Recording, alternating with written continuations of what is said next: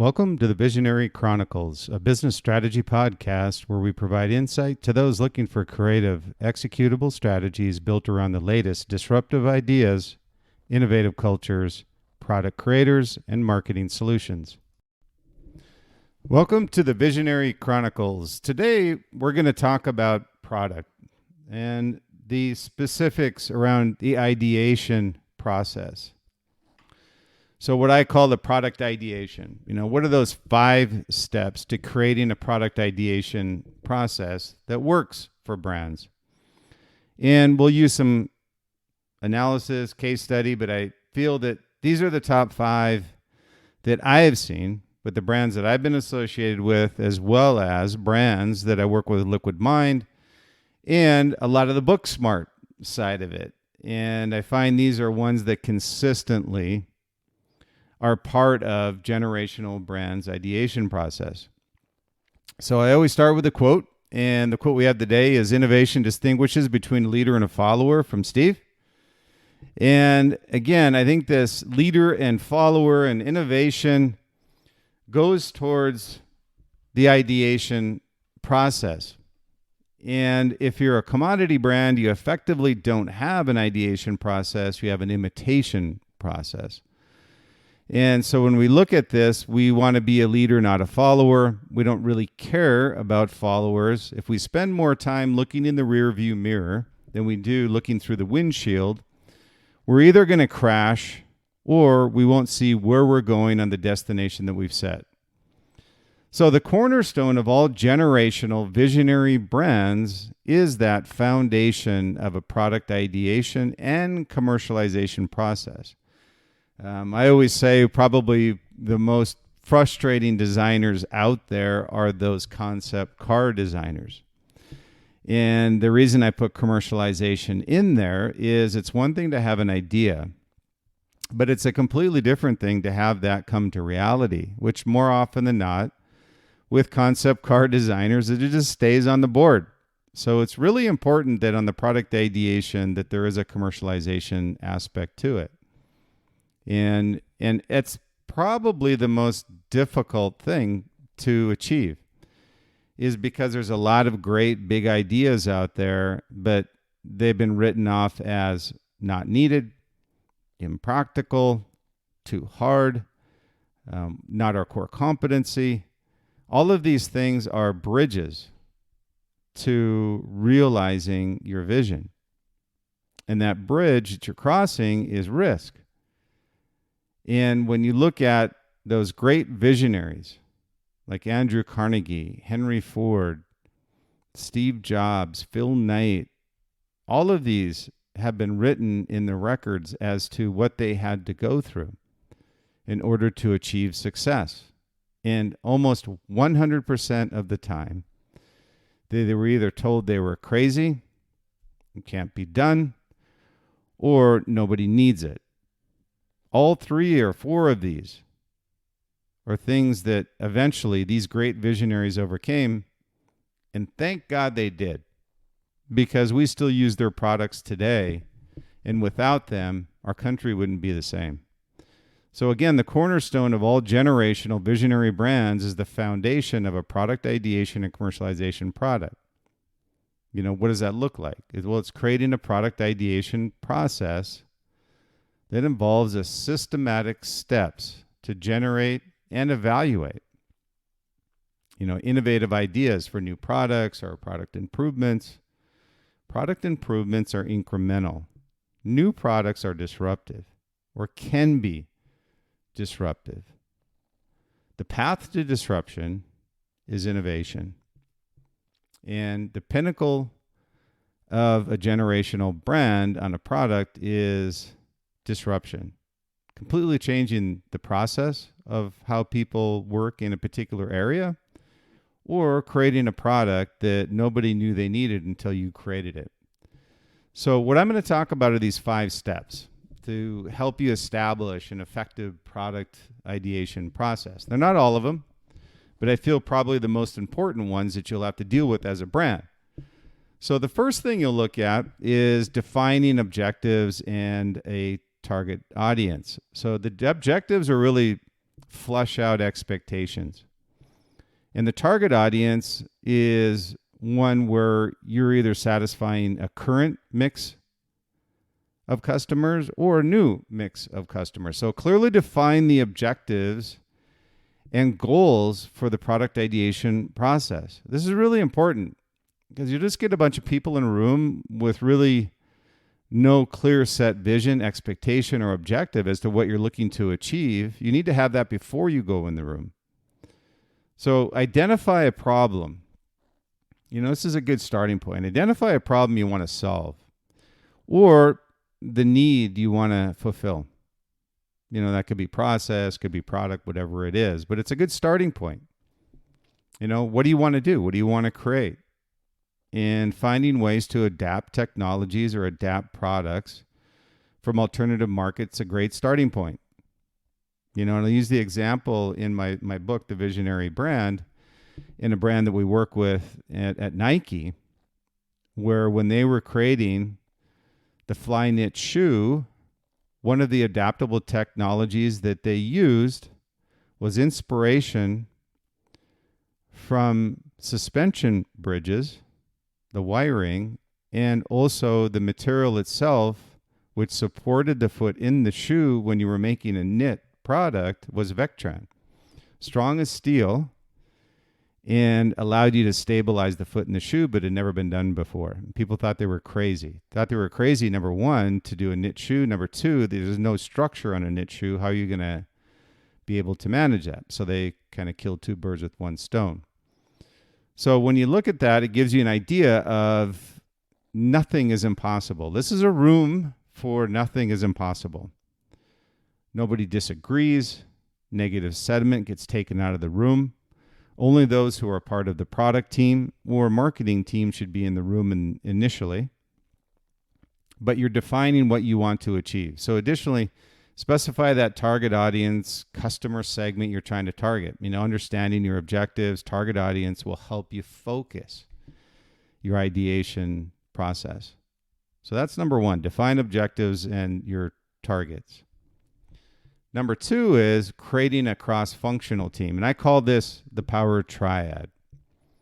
I talked about it in my book, The Visionary Brand, in detail about how important it is to have this power triad, this cross-functional team of product, marketing, and sales, together in commercializing a product and bringing it to market, but following a process.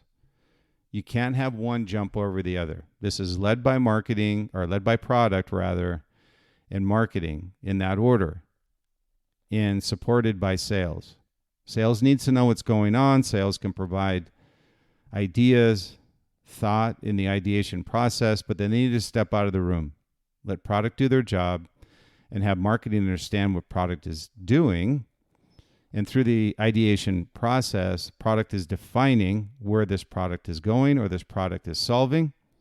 And then it's up to marketing to understand how to market this to their demo, the new target audience, and or displace somebody that's currently doing what you want to do. So forming this, I don't want to say diverse team, but that is the key components of a cross-functional team will be your product, marketing, and sales team. You can have other individuals, various functional groups that are supporting the execution and the vision of the ideation process. You can include people from product management, engineering, design, marketing, customer support, but they're really support mechanisms to the primary power triad of product, marketing, and sales. That's the key. Cross-functional teams will bring some different perspectives, some expertise you're going to be needing in order to execute your vision.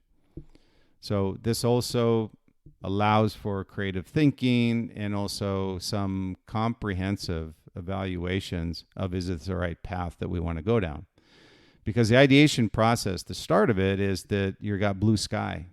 It's, okay, we want to go blue ocean here, where others aren't swimming. We want to stay out of the bloody water. We want to find an opportunity that will carry us for generations. So that's the second step, is creating a cross-functional team, or what I call this power triad of product, marketing, and sales. And having support groups around them that will provide the support and key expertise they need in order to execute that vision of what the ideation process has brought together as far as the next step for the brand on product or process for that matter. So number 3 is do your research before generating ideas. Conduct some thorough research. Gaining insight into adaptable technologies, the addressable market, industry trends, competitors, and customers' needs or desires. And that's probably the least of what I would look at initially. Because more often than not, and I've talked about this on many, many times, is the brands that I've been with and Liquid Mind, we support these big, large cap through small cap brands. And they try to find through talking with current customers about what they want.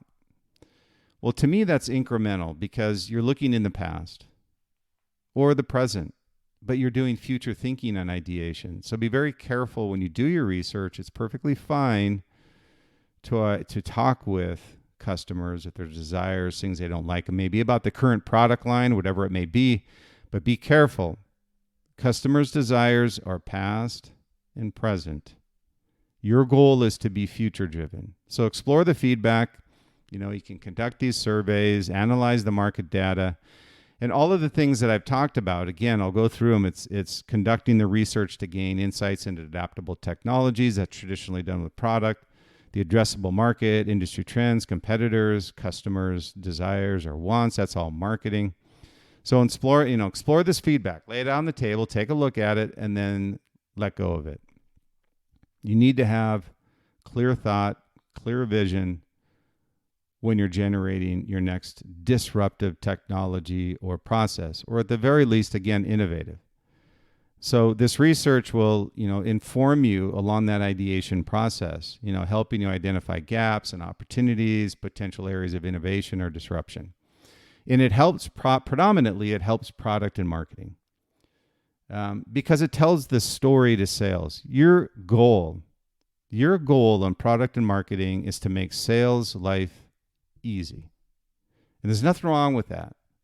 At many brands and companies where sales would sit in the back of the room having product and marketing give the key presentation to key accounts. And that's fine.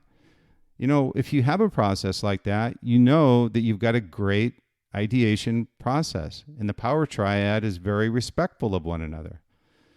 The job of the sales team is to get product into the marketplace through a story told by marketing and a product commercialized by product. That's the deal. So make sure that you have that and do your research before you commercialize the product.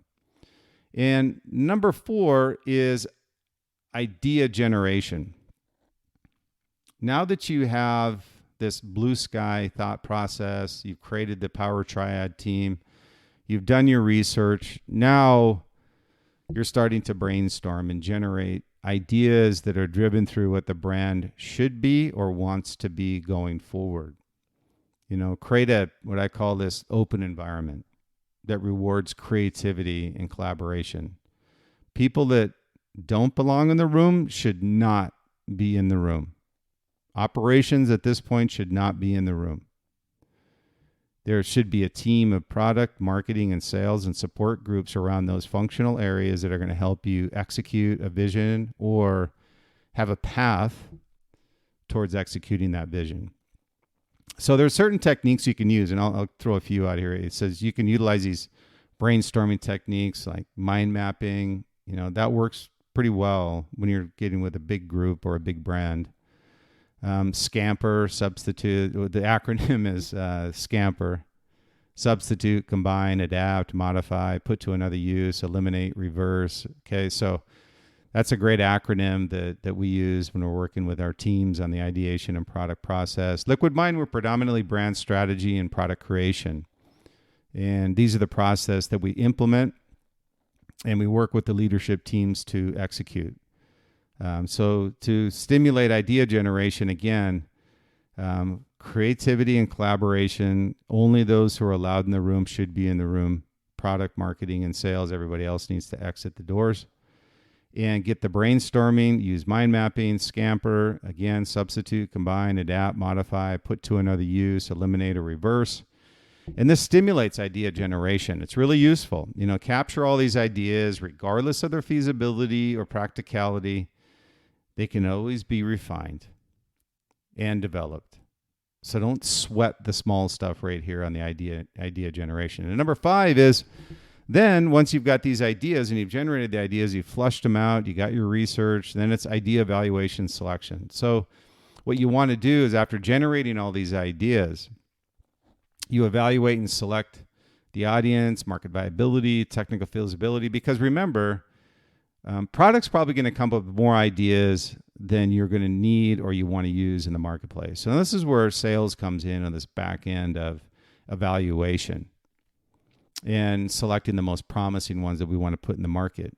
And this is where there's a mutual respect between product marketing and sales team to identify what's right for the brand, what's right for the market, and is it right for our voice in our audience and our culture.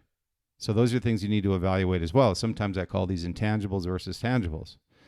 Too many brands focus on tangibles.